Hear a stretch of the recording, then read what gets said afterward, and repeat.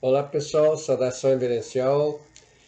Na videoaula de hoje vamos tratar então do capítulo 18 do livro do Catolicismo na Senda Iniciática.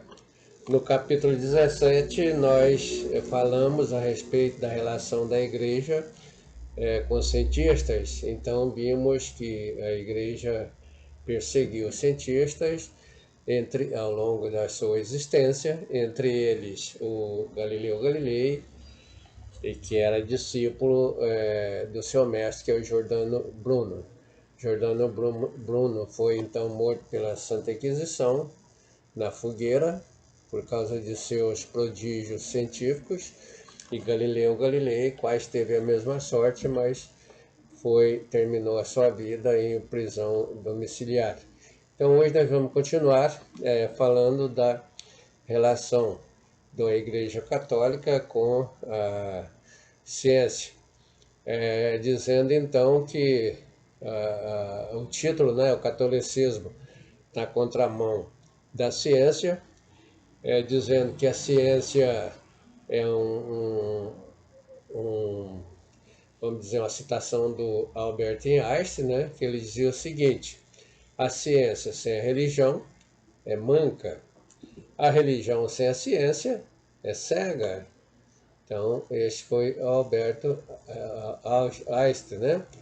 Então, esta frase einsteiniana nos mostra que ciência e religião se correlacionam dialeticamente, de modo interdependentemente.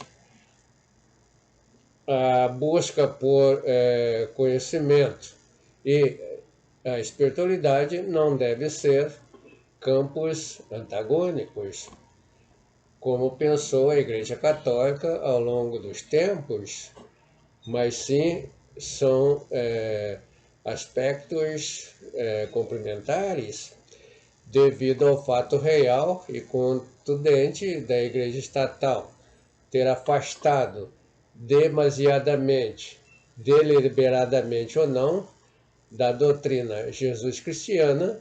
Ela cometeu muitos crimes absurdos, alguns tão descabidos que devem ter chocado até o diabo lá no abismo. Um crime deste naipe foi o cometido, né, pela Igreja Estatal no dia 17 de fevereiro de 1600, com Giordano Bruno, que foi queimado vivo no campo de Fiori, em Roma, sob acusação de heresia e blasfêmia, fato que só poderia ter sido comandado por alguma estrutura de perfil satanasiano.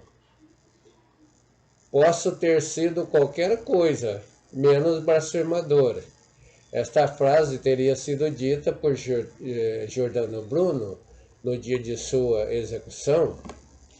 Ele foi queimado vivo por uma instituição satânica no campo de Fiori, né, em Roma, onde é lembrado desde 1899 com um monumento numa igreja tendenciosamente hierarquizada para exercer a função de domínio dos pobres fiéis.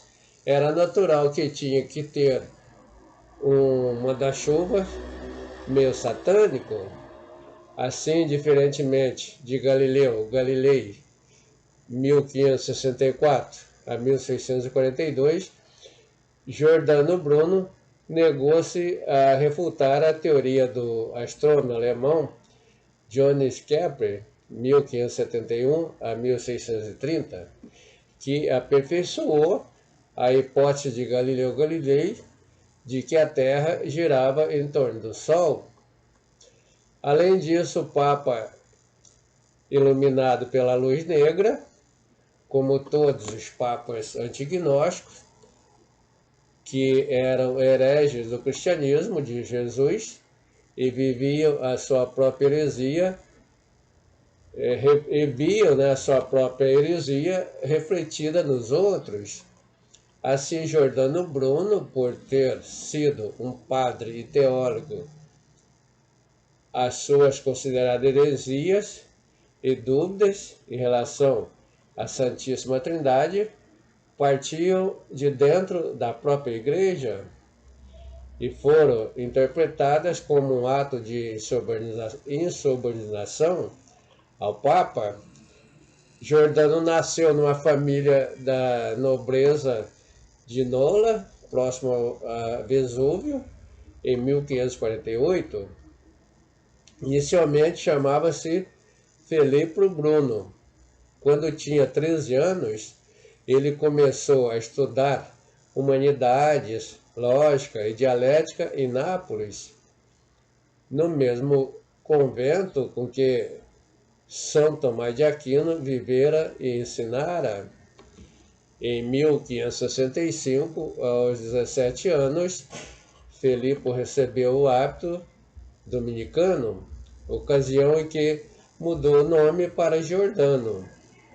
Ordenado sacerdote em 1572, continuou seus estudos de teologia no convento, concluindo-os em 1575, sabendo que as autoridades antignósticas da Igreja Estatal estavam contaminadas pela entropia da agnóia.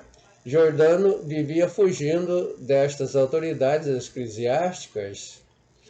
Assim, a sua vida acadêmica foi marcada pela fuga constante das autoridades eclesiásticas. Giordano lecionou em Nápoles, Roma, Gênova, Turim, Veneza, Pádua e Londres. Depois mudou-se para Paris, em 1584.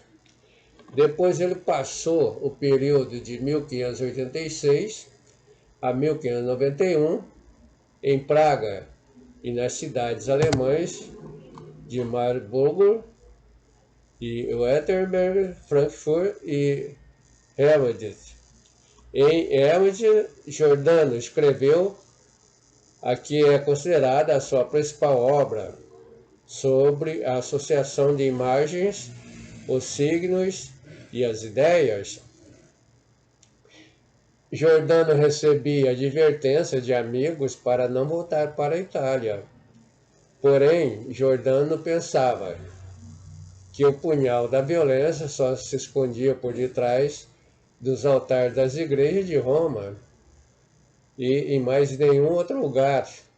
Deste modo, em 1591, convicto de que na liberal Veneza não cairia nas garras dos capetas da Inquisição, mudou-se então para lá. Foi um grande engano seu, pois logo foi preso e levado para Roma, onde passou seus últimos anos na prisão. Dizem que Giordano Bruno teria caído numa armadilha ao retornar à Itália. Houve uma feira do livro em Frankfurt em 1590, onde uma dupla de livreiros a serviço do nobre veneziano Giovanni Mocenigo o teria convidado a ir a Veneza ensinar mnemotécnica, a arte de desenvolver a memória, da qual ele era um perito. Assim, pouco depois de sua volta, desentendeu-se com Mocenigo, que o trancou num quarto e chamou os diabólicos agentes da Inquisição. Giordano foi encarcerado na prisão de São Castelo no dia 26 de maio de 1592, e seu julgamento começou em Veneza, mas foi transferido para Roma em 1593, onde chegaria à fase final na Primavera Europeia de 1599. Nestes 7 anos do processo romano, Bruno negou qualquer interesse particular em questões teológicas e reafirmou o caráter filosófico de suas especulações. Entretanto, este argumento de defesa não satisfez os satânicos inquisidores, que pediram uma retratação incondicional de suas teorias. Porém, Giordano se manteve irredutível, fora condenado devido à sua doutrina teológica de que Jesus Cristo era apenas um mágico de habilidade comum, que o Espírito Santo era a alma do mundo e que o demônio seria salvo um dia. Na realidade, Jesus fora o maior de todos os magos, ao transformar a água em vinho, os doentes em sãos, os mortos em vivos, etc. O Espírito Santo é a alma, a consciência, não só do mundo, como de tudo que existe. E os demônios podem ser salvos um dia, sim, quando se arrependem, pois dos maiores pecadores surgem os maiores virtuosos. Se assim não fosse, os inquisidores demoníacos que cometeram todos aqueles absurdos estariam perdidos para sempre e não teria mais salvação, mesmo que se arrependesse. Diz que Giordano, ao ouvir a sua sentença, a 8 de fevereiro de 1600, teria dito ao juiz: vocês pronunciam essa sentença contra mim com um medo maior do que eu sinto ao recebê-la. Logicamente, os parciais inquisidores, sentenciadores, iluminados pela luz negra de Satanás, eram portadores de uma grande agnóia espiritual, viviam na escuridão, eram verdadeiros diabos que, desprovidos de iluminação iniciática, não podiam vislumbrar as grandes verdades cósmicas presentes na sabedoria gnóstica de Giordano Bruno. Giordano Bruno, mesmo morto, teve uma contribuição intelectual decisiva para a humanidade, maior que os dogmas cegos dos agentes eclesiásticos da Igreja Católica. Dizem que a congregação do Santo Ofício, presidida pelo Papa Clemente VIII, em 1592 a 1605, ainda concedeu a Giordano 8 dias de clemência para um eventual arrependimento. Giordano, iluminado pela luz iniciática, preferiu enfrentar a pena de morte a renegar suas ideias.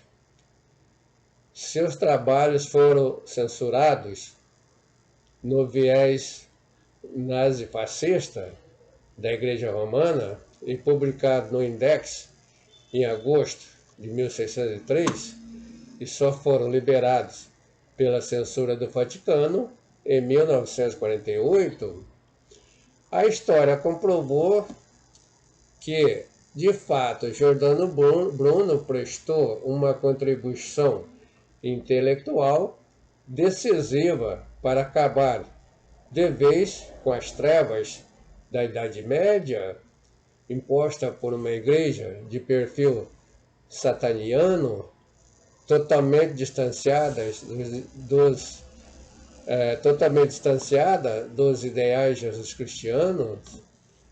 A Igreja da Loja Negra, com a sua crueldade evidente, acabou cometendo uma grande aberração anticristã ao matar Giordano Bruno aos 52 anos, coisa que Jesus Cristo certamente abominou, pois ele nunca matou e nem mandou matar ninguém em sua igreja por causa de divergências doutrinárias de seus seguidores.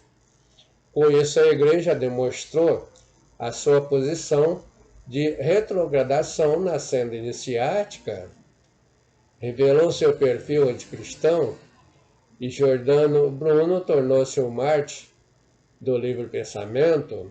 Giordano Bruno foi vítima da intolerância religiosa típica da Igreja retrógrada, na chamada Contra-Reforma, na batalha anticristã travada pela Igreja Católica e contra a Igreja Reformada, os feitos maléficos efetuados pela Igreja Católica no mártir de Giordano Bruno, em 1600, seguido do julgamento de Galileu Galilei, em 1616, mostraram a agnóia, isto é, a ignorância de uma igreja da loja negra, totalmente apartada da doutrina Jesus-cristiana primigênia da loja branca.